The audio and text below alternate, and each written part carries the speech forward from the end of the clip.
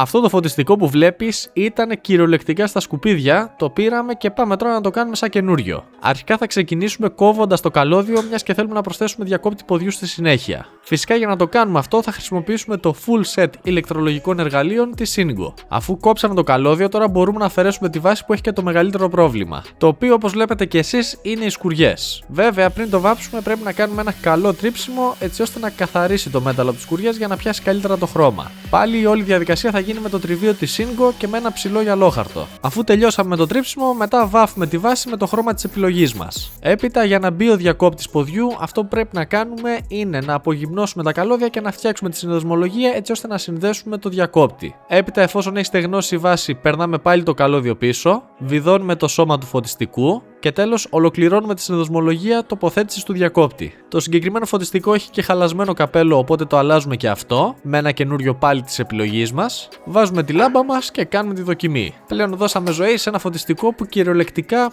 ήταν στα σκουπίδια. Και όλα αυτά με τα εργαλεία της Singo.